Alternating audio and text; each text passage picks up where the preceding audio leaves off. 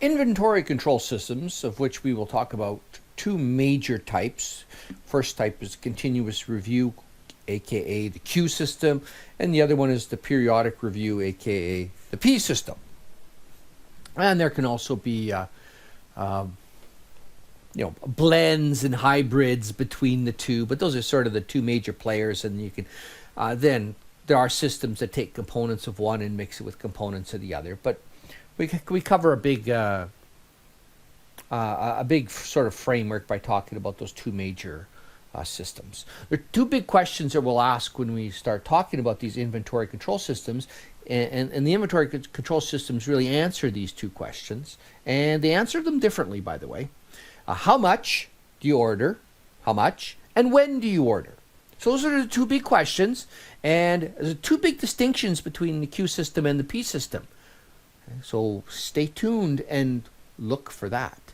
We're going to assume the nature of demand is independent demand. There's dependent demand. Not so much a major sort of deal, but the how much and the when, that's important. So with the continuous review system, we have it's also called a reorder point system. So we're determining, or we're working out the reorder point. Now, with that, when we order can be flexible. How much we order is fixed. Okay, so it's called a fixed order quantity system. Okay. So the key thing is we're continuously reviewing our inventory position. And our inventory position is composed of three major components. The biggest one is, of course, the inventory you actually have on hand. But there's also the scheduled receipts, so inventory that's it's on its way.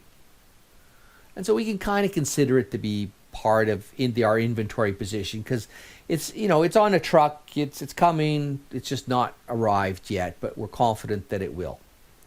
And then we take off that back orders. Okay, so back orders, those items where we've placed the order, our supplier's unable to fill that order, and they sort of say they'll do it sometime in the future, but it's a little ambiguous as to when that back order might be fulfilled, a little ambiguous as to when they'll send it, a little ambiguous as to when we'll receive it, and so on. So we don't want to consider back orders necessarily as part of our inventory position, because we don't have them yet. So typically we might have our scheduled receipts, and then things that are potentially we've ordered and are on the way, but we'll make sure that we take out of that any back orders that might be on those so-called scheduled receipts, just because you're not super confident on receiving them in a timely manner, or you're not really super confident in when you'll get them.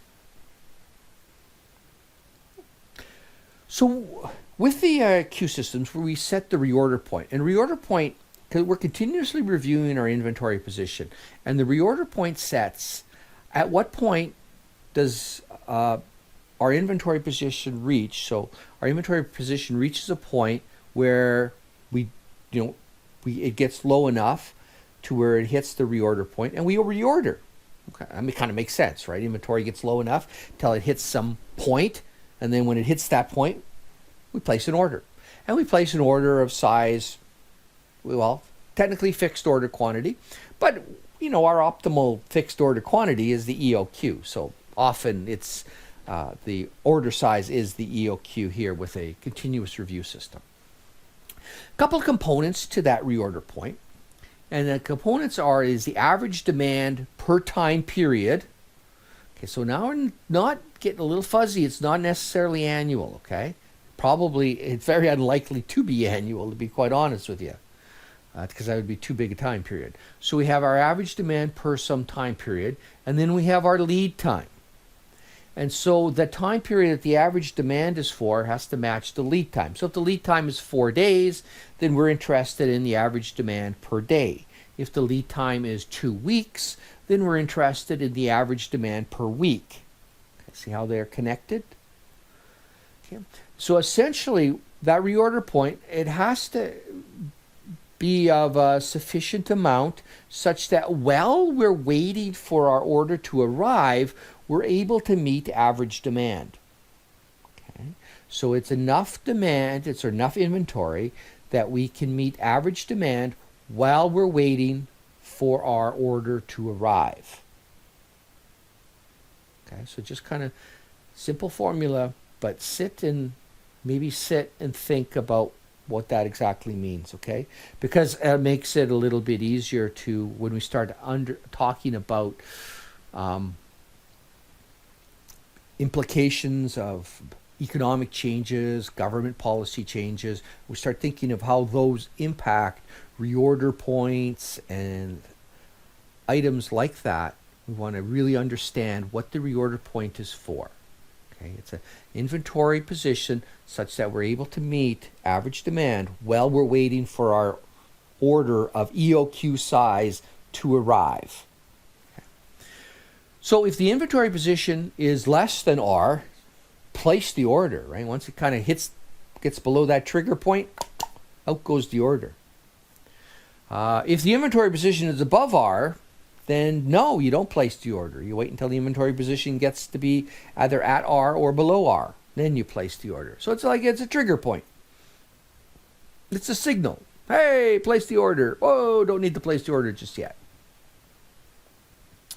So here we go. We're kind of merrily along with our little sawtooth graph and order received. So our world starts with an order received, whether it's EOQ or just straight Q, whatever. And, okay, we were selling stuff, selling stuff. Inventory position, of course, as we sell more, inventory position is going down. That makes sense, right? Right, so we're selling stuff, inventory position is going down, inventory position is going down, we're selling more stuff. And then our inventory position hits the reorder point. Right, and that's our signal, hey, send out the order. And the order will be of EOQ size. And we send out the order. Okay, the book, send out the order. And then while we're waiting for the order to arrive, so we kind of see a little lead time on the bottom there, L, we're waiting for the order to arrive. We want to make sure that the reorder point is set such that we're able to meet average demand while we're waiting for the order to arrive. Hey, if everything goes perfect and the forecast is perfect and there's no variability, we're going to sell that last item as we're unloading the truck with our order, and boom, our inventory position bounces back up to Q. And then we go through the process again. Time between orders, well, that's exactly it. Time between orders received, times between order placed, it's going to be the same block of time. Okay. And now that's it. The demand's not variable here. Demand's not variable, no safety stock, nothing, just our simple world. Okay. So we can kind of see that it changes in the lead time. Okay. For whatever reason, pandemic, right, changes your lead time, increases your reorder point, right? The point at which you place an order is now higher. Instead of 10 items, maybe it's 15 items. Right? And assuming that demand is, of course, constant. If demand changes, for whatever reason, all of a sudden everyone wants to buy ground beef and toilet paper, then that will impact your reorder point as well. You've got demand going up, you've got lead times going up, then you've got reorder points really going up. Right? So we can draw, and so we will need to be considering how those reorder points change, right? We're going to have to set it much higher. And so there's lots of, again, implications of this, and it's important to keep track of that, not just from a grunt formulaic point of view, but for what does that mean? Okay.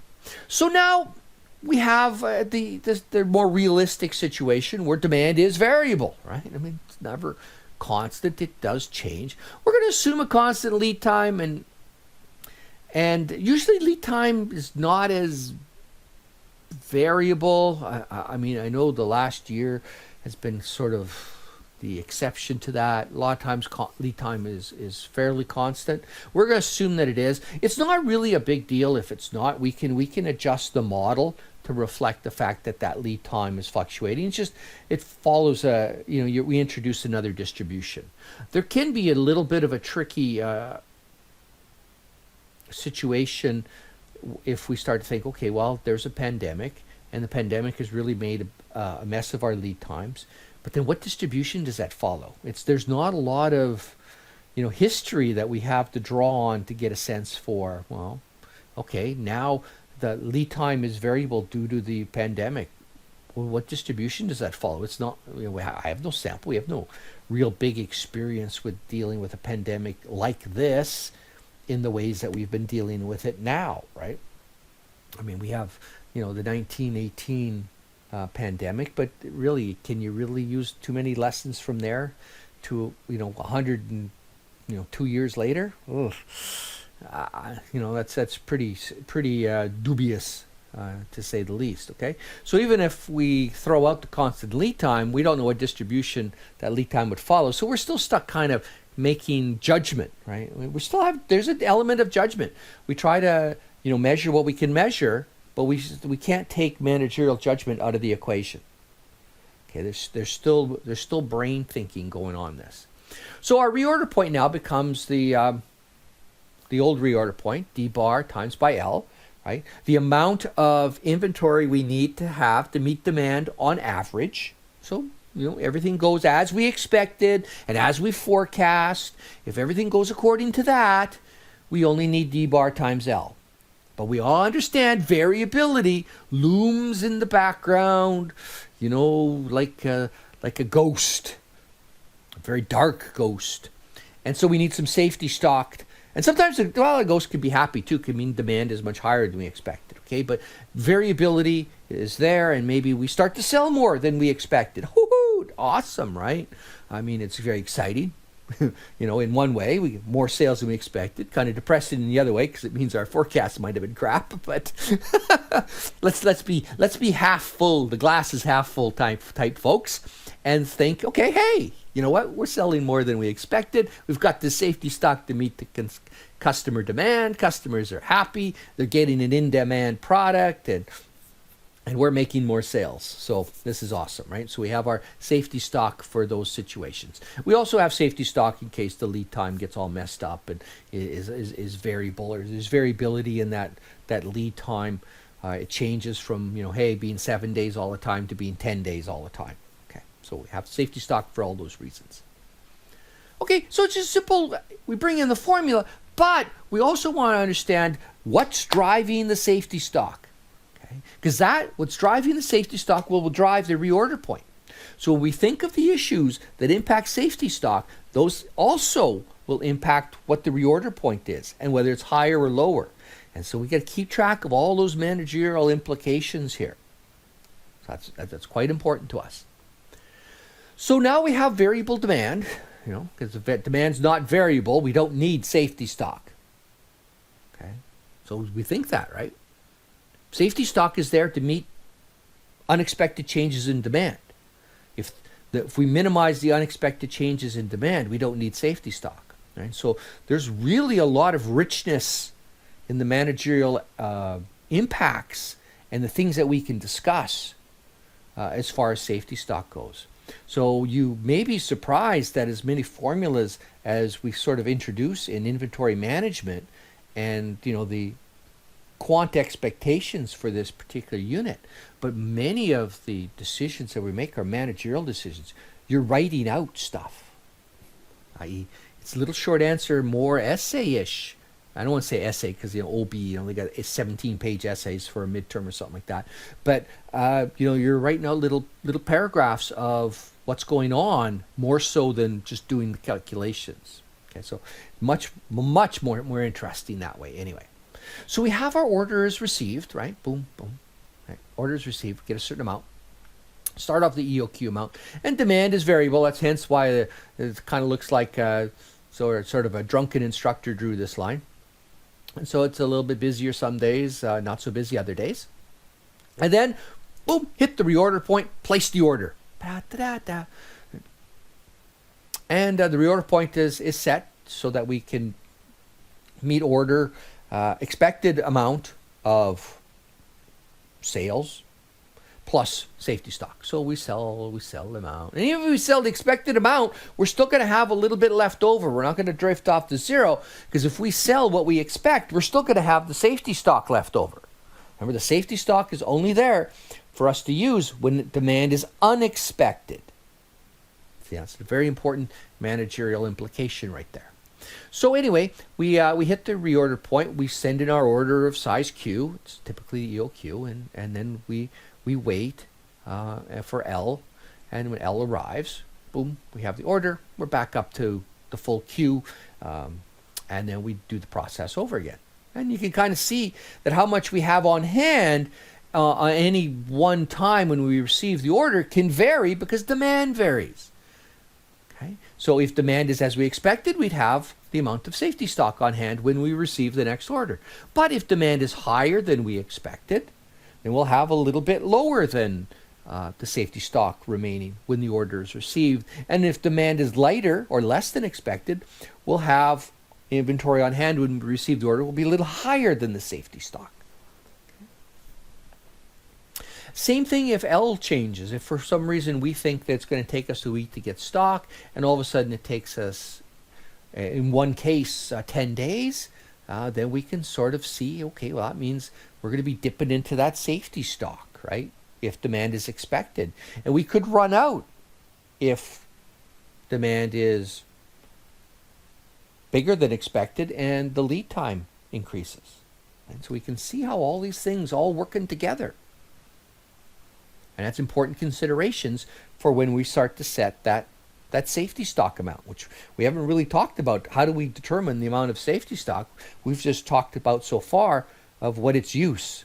Coming up is how do we set how much that safety stock is, right? So now these are all the things that are sort of swirling in our head when we start thinking about, well, how do we choose safety stock?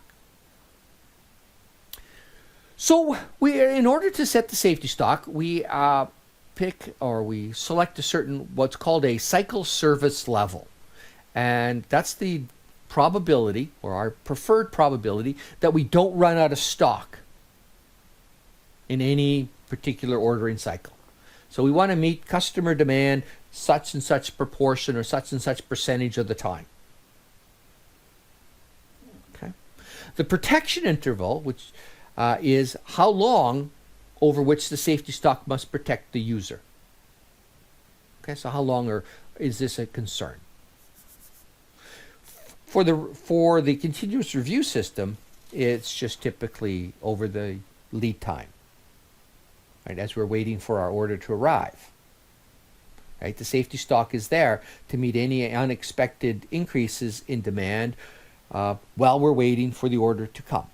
So during the period L, which is the period of time in which we're waiting for the order to arrive.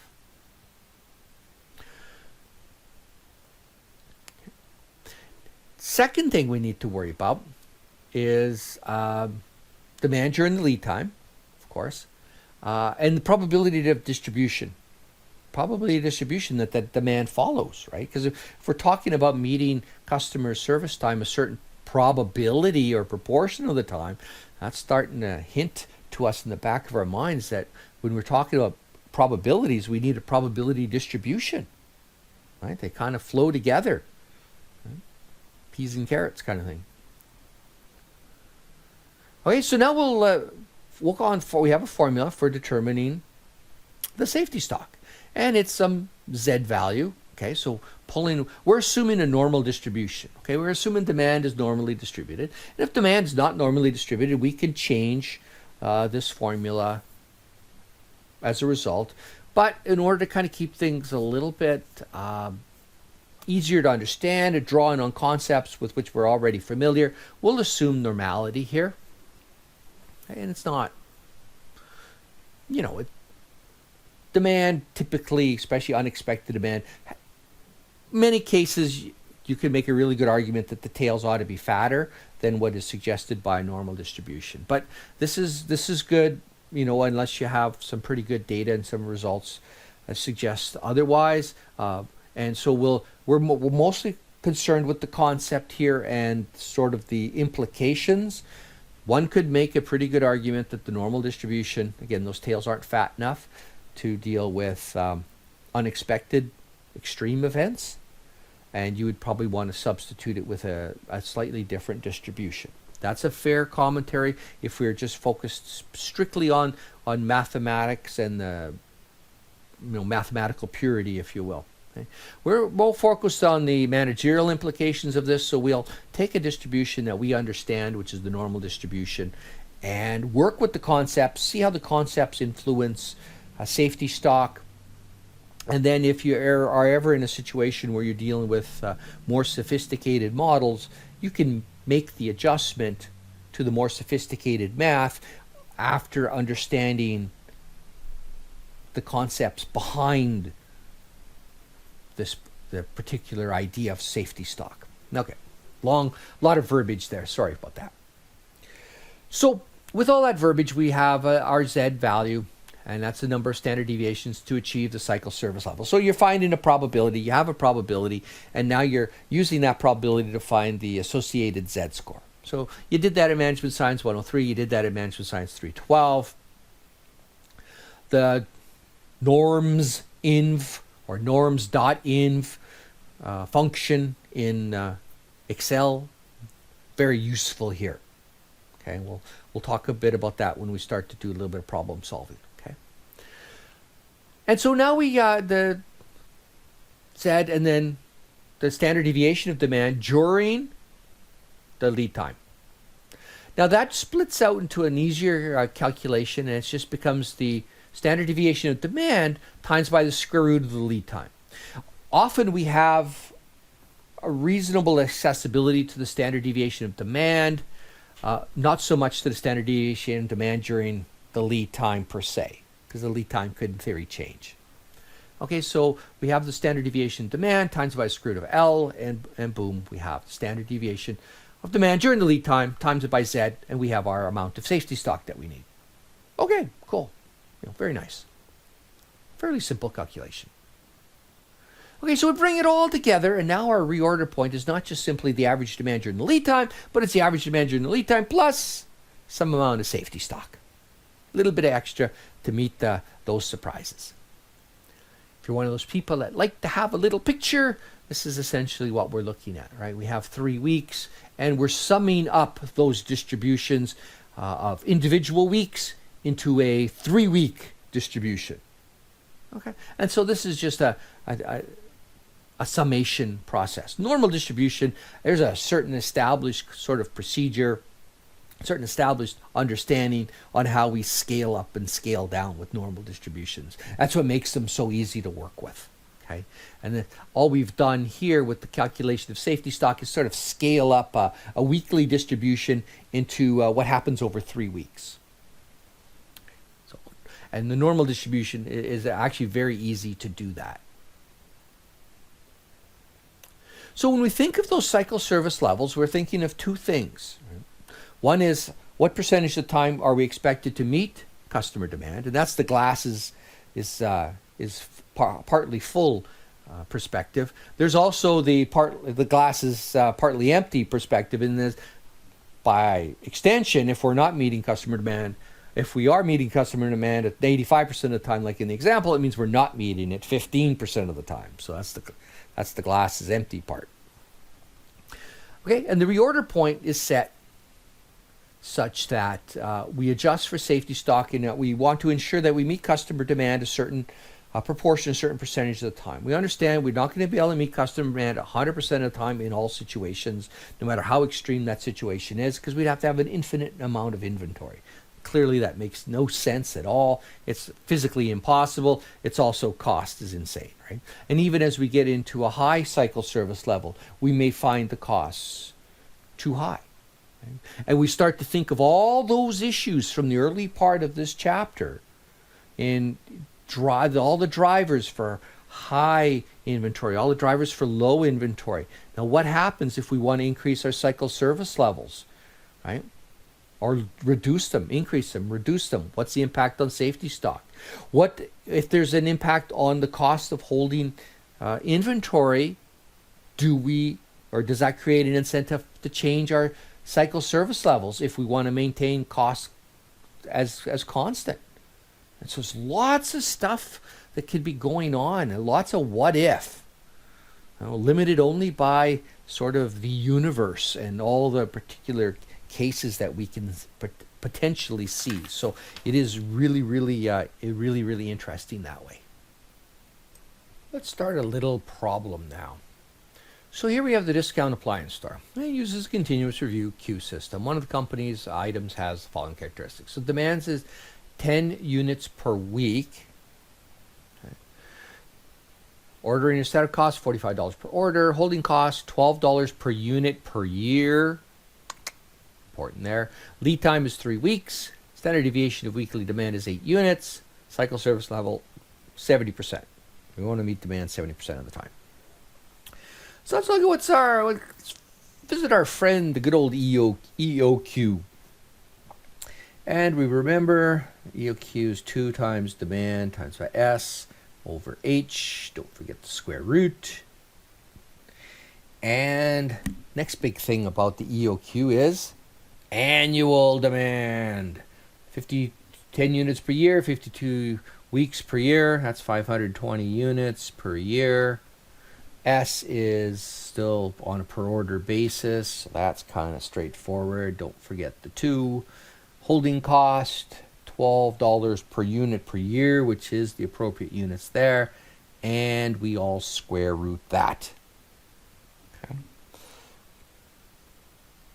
Once we run through and we do that particular square root, we get our answer. We run that answer, and ironically enough, we get about 62.45. Now we know, hey, you can't order 0.45 of a unit. Do we round up? Do we round down? What do we do? What do we do? What do we do? What do we do? What do we do? What do we do? What do we do? First of all, doesn't matter. Round it to 62, round it to 63, but round it. You're not purchasing 0.45 of a unit. Regardless of what your decision is, round it to the nearest unit if you like, round it up all the time if you like, whatever. Remember, at the cost curve around at the bottom, with the EOQ amount, pretty flat. So whether you pick 62, you pick 63, doesn't, for the functionally it doesn't matter. Okay, either way is good. Next thing is, let's talk about safety stock and reorder points. So what is the reorder points? What is the reorder point? Right.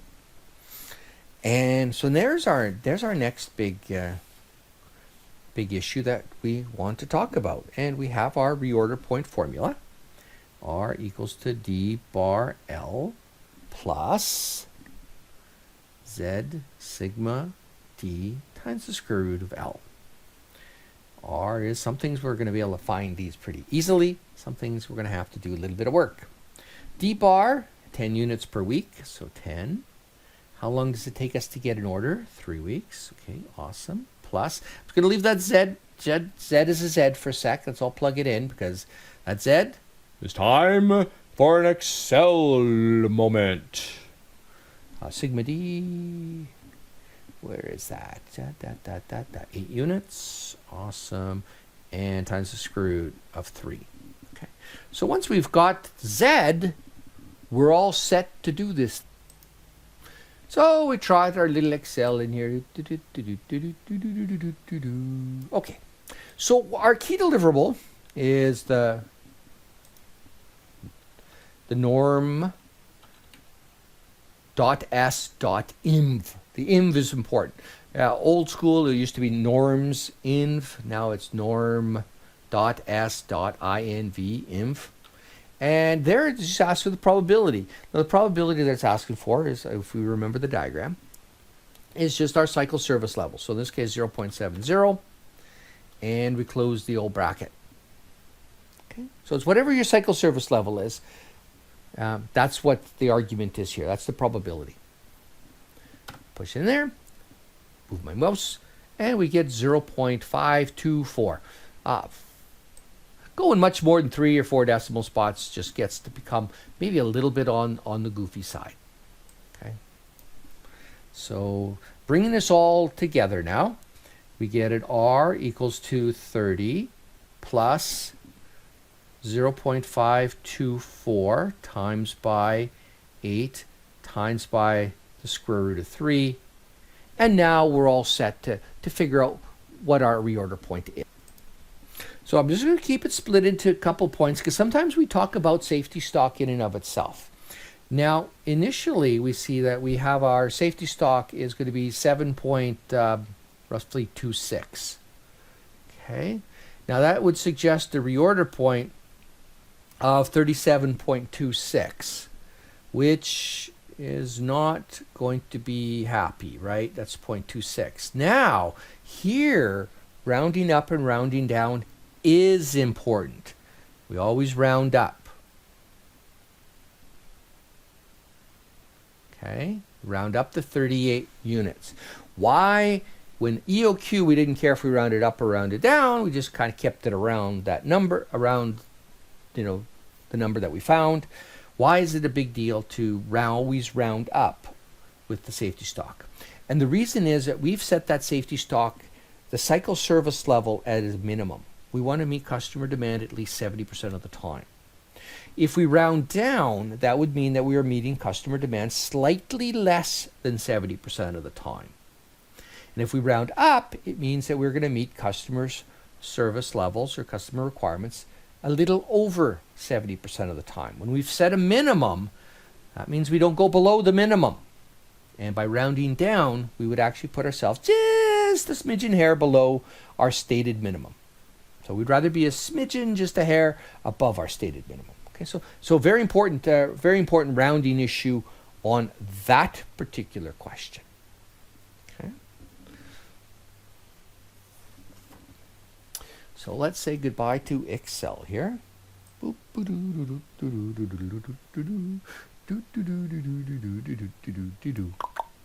Okay, so we have all those values, reorder point we calculated. Now, suppose that we have we started off our world, and our Q is 80, and our R is 150. Boom, And now we introduce all this EOQ and continuous review and proper calculation of safety stock and so on. What are the implications? What will be the changes? Okay, so we want Q will go from, which is now equal to 80, reduced to the EOQ of 62. So what does that mean? Well, that cycle inventory drop, and we can see that. Well, what was our cycle inventory at the reorder point of 150? Well, we have 150 equals 2, 30 plus, because the R D bar times L, that never changed, right? That stayed whatever it was. Okay, and then plus some safety stock. Okay, so cycle service levels, cycle service inventory is Q over 2. So we think of it was 40, which is 80 over 2. It is now 31, which is 62 over 2. So it has dropped by 9 units. Cycle service safety stock reduction, we look at our formula up here, and we see that safety stock would equal to 120 units, right? Just solving for the safety stock. We now, how much do we need? Well, in our current calculations that we just did, we found that our safety stock was roughly 8 units, right? We rounded from 7.26 up to 8 units, right? It was 120 units before, and now you can see where you get the 120 minus the 8, and we've reduced it by 112 units. R, right, the reorder point was 150 before, we found it to be 38, with our proper calculations and so on. Okay, so that's a significant reduction in the reorder point, right? And that's a lot of inventory that we're not having to pay for. All right, so leads us into our next kind of situation. One of our next situations is this thing called a two-bin system. It's kind of stuck in here sort of as an interlude. Sometimes, often you'll have, let's say, inventory out on the shelf and then inventory in the back room or in the warehouse area, I guess. And once you run out of inventory in the main area on the shelves, you go to the back room, you collect that inventory, you put it out on the shelf. When you collect the inventory out of the back room, that's sort of a trigger point. Saying, hey, whoa, first bin is empty, aka the storeroom, therefore time to place an order.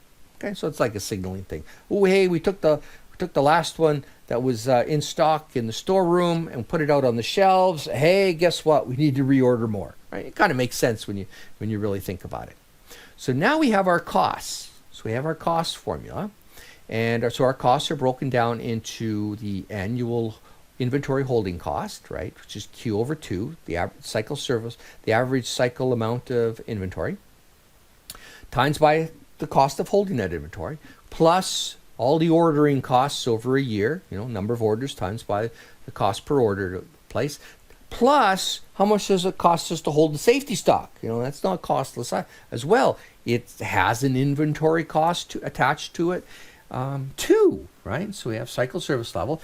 Now, when we're talking about in this system, the Q is the EOQ. Okay, so we're assuming that we order the optimal amount of 62 units.